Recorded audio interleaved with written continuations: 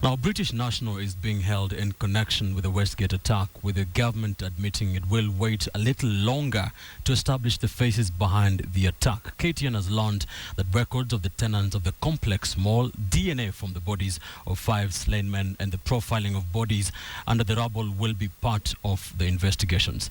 5 grenades were recovered this morning as Kenyan pathologists were called to the scene. Here's KTN's Crimes and Investigations reporter Dennis Onsarego. It is the start of a quiet, tedious and meticulous probe away from 4 days of a deadly standoff between Kenyan Defence Forces and a militia that government admits has no name but represents the face of terrorism. Anti-terrorism experts from Israel, Britain, the United States, Germany, Canada and their Kenyan counterparts have kicked off what has been dubbed Operation Westgate. I can confirm that the British Metropolitan Police deployed a team on the 23rd, 2 nights ago, to support my team at the High Commission here and to work alongside the Kenyan police to help them in this phase of the operation. Teams will come through the 4-story building, through the rubble that was once 4 floors up, in search of answers that have evaded Kenyan security agencies for the past 5 days now. Insiders have told KTN 5 grenades were recovered from the scene of the deadly attack, temporarily slowing down the work of pathologists that had been called in to profile bodies under the rubble. The search for abandoned guns and ammunition suspected to have been ferried into the mall weeks or even months before the Saturday attack will occupy the time of ballistic experts in the days to come.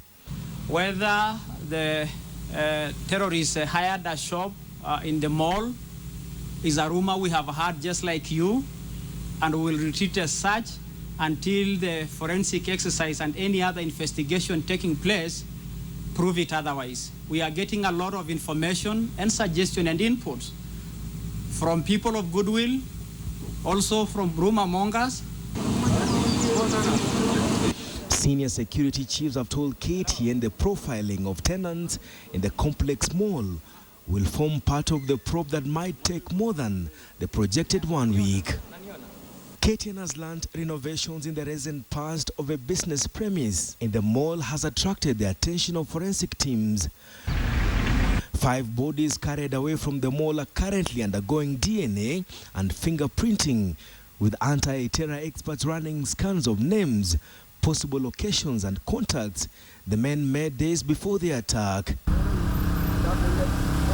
Last night, KTN reported that one light-skinned man killed in the attack had been identified as having traveled from Tanzania into Kenya days before the attack occurred.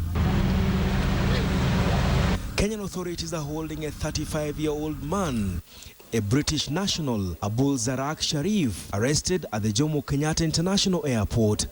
Sharif was traveling to Turkey. Most of those arrested had marks on their faces, raising suspicion among airport authorities.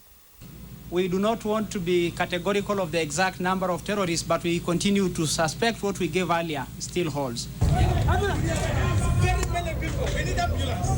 The government is yet to place a name on the terror outfit, let alone the number of those said to have been involved in the attack. The probe, Operation Westgate, has just begun. Dennis Onsarego, KTN Prime.